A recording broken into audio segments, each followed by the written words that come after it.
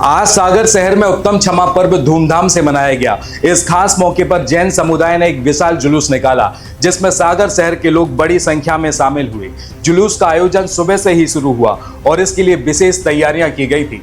जुलूस की शुरुआत जैन मंदिर से हुई, जहां पहले पूजा अर्चना की गई। जुलूस में सजे धजे श्रद्धालु शामिल थे, जिन्होंने सफेद वस्त्र पहने हुए थे, जो क्षमा और पवित्रता का प्रतीक है। जुलूस में कई बैंड, ड्रम्स और अन्य सांस्कृतिक समूह शामिल थे, जो भक्ति गीतों और सांस्कृतिक संगीतों के साथ चल रहे थे। सड़क किनारे खड़े लोगों ने जुलूस का स्वागत किया और श्रद्धालुओं पर पुष्प वर्षा की। जुलूस में विभिन्न प्रकार के बैनर और पोस्टर थे, जिनमें क्षमा और अहिंसा का संदेश दिया गया था। कई लोग अपने हाथों में तख्तियां लिए हुए थे, जिन पर क्षमाशीलता का पर्व जैसे स्लोगन लिखे हुए थे।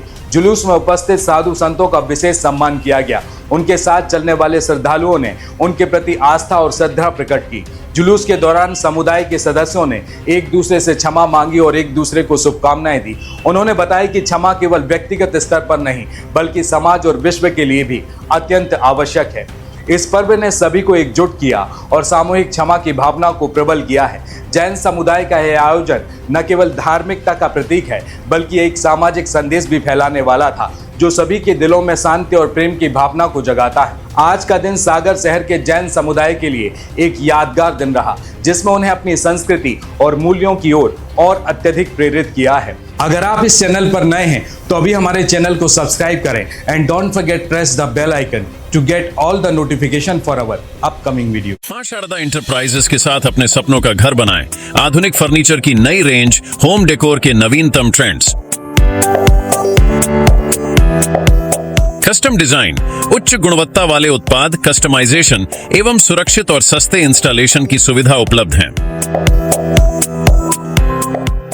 कहते हैं कि जो लोग दूसरों की गलतियों को माफ कर देते हैं, उन्हें महान माना जाता है। भले ही वे प्रतिशोध लेने की ताकत रखते हों, लेकिन वे क्षमा का मार्ग चुनते हैं। सज्जन लोग कहते हैं कि जब कोई उन्हें गाली देता है या उनसे नाराज होता है, तो वे खुद को निर्दोष मानकर उस पर दया करते हैं। वे यह समझते हैं कि जो गाली देता है वह अपने पापों का फल भोग रहा है। अगर कोई व्यक्ति चोट खाता है या कोई व्यक्ति किसी को मारता है, तो उसे ये सोचना चाहिए कि यह केवल शरीर को प्रभावित करता है और उसके क्षमा गुण को कोई नुकसान नहीं होता। ऐसे विचार रखने वाले लोगों को दुख नहीं होता। उन्हें लगता है कि वे अपने पुराने पापों का फल भोग रहे हैं और अगर वे धैर्य से इसे सहन करें तो वे पापों से मुक्त होकर सुखी हो जाएंगे। क्षमाशील व्यक्ति पर कोई भी दुख का असर नहीं होता, चाहे लोग उसे कितना भी गाली दें या उससे कितना भी द्वेष रखें, वह अपने क्षमा गुण को नहीं छोड़ता। एक विद्वान व्यक्ति ने कहा है कि अगर तुम्हारे साथ में अन्याय होता है या कोई भी तुम्हारे साथ में गलत करता है, तो तुम्हें उसे माफ कर देना चाहिए, क्योंकि बदला लेने से कोई हल नहीं निकलता। एक संत का उदाहरण बहुत ही इस मामले में प्रेरणादायक है। यानी कि जब उन्होंने अपनी सारी संपत्ति गरीबों में बांट दी और घर में भूखमरी की स्थिति हुई, तो उनकी पत्नी ने उनसे गन्ना लाने के लिए कहा। इसके बाद जब वह संत गन्ना लेकर वापस घर लौट रहे थे, तो रास्ते में उन्हें भिखारी मिले जो बहुत भूखे थे। तो इस पर उन्होंने रास्ते में ही भिखारियों को गन्ना दे दिया और घर लौटते वक्त उनके पास में सिर्फ एक गन्ना बचा। इस पर उनकी पत्नी को क्रोध आ गया और उस संत को पीटने लगी। जब संत की पत्नी उसी गन्ने से संत को पीट रही थी, तो वही गन्ना बराबर 2 हिस्सों में बंट गया और फिर इसके बाद मार खाने के बावजूद शांत और क्षमाशील संत मुस्कुराते हुए बोले, कितनी अच्छी पत्नी हो तुमने गन्ने के 2 बराबर टुकड़े कर दिए हैं। अब एक गन्ने का टुकड़ा तुम चूसो और एक मैं चूसता हूँ। इस पर उनकी पत्नी के आंसू बहने लगे और वह शांत हो गई। देखिए, इस तरह देखा गया है कि क्षमा और प्रेम की शक्ति सबसे कठिन व्यक्तियों को भी बदल सकती है। जैन आचार्यों के अनुसार क्रोध मनुष्य का सबसे बड़ा दुश्मन होता है। जब क्रोध किसी पर हावी होता है, तो वह उसके सभी सद्गुणों को नष्ट कर देता है और इसीलिए हमें क्षमा का मार्ग अपनाना चाहिए और क्रोध से दूर रहना चाहिए। सागर शहर के भाग्योदय तीर्थ में चल रहे श्रावक संस्कार शिविर का समापन बुधवार को हुआ। इस शिविर में निर्यापक मुनि सुधा सागर जी महाराज के सानिध्य में 4000 से अधिक श्रावक शामिल हुए।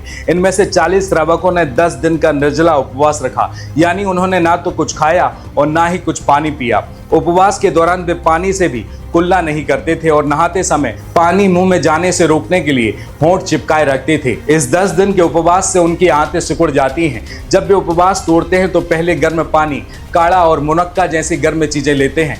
कहा जाता है कि इस 10 दिन के उपवास से 365 दिन की ऊर्जा मिलती है।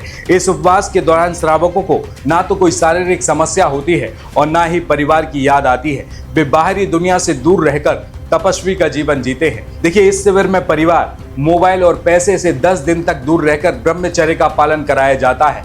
यह वैराग्य की ओर बढ़ने की पहली पाठशाला होती है। श्रावकों की दिनचर्या में योग, तप, चटाई पर सोना, सफेद धोती पहनना और जैन साहित्य से भरी किताबों का बैग रखना शामिल होता है। इसमें कई श्रावक बताते हैं कि पहले केवल दर्शन करने आए थे, लेकिन माहौल को देखकर शिविर में बैठ गए और उपवास करने का निर्णय लिया। और इनमें से कई श्रावक उपवास के दौरान तो केवल एक बार जल लेते थे और उन्हें कोई तकलीफ भी नहीं होती थी। यहाँ सभी परिवार से दूर रहकर साधना करते हैं और इस दौरान ना तो किसी भी चीज की कमी महसूस होती है और ना ही कोई दुख होता है। शिविर में रहकर लोग अपने साधना के मार्ग को आगे बढ़ाते हैं। देखिए, इस शिविर के बारे में एक और खास बात है कि 1990 में सुधा सागर जी महाराज ने गुना में एक कुएं में मंत्र दिया था, जिसके कारण अब तक वहां पानी है। यह सब साधना और तप का चमत्कार माना जाता है।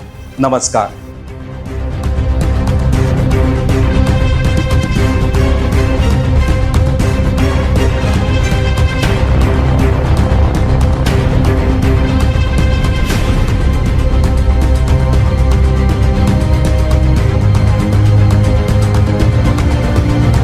मां शारदा इंटरप्राइजेस के साथ अपने सपनों का घर बनाएं। आधुनिक फर्नीचर की नई रेंज, होम डेकोर के नवीनतम ट्रेंड्स, कस्टम डिजाइन, उच्च गुणवत्ता वाले उत्पाद, कस्टमाइजेशन एवं सुरक्षित और सस्ते इंस्टॉलेशन की सुविधा उपलब्ध है। Marriage garden, hotel, restaurant, showroom, office, hospital, दुकान एवं मकान के नवीनीकरण, इंटीरियर डेकोरेशन मटेरियल के लिए सागर का एकमात्र शोरूम।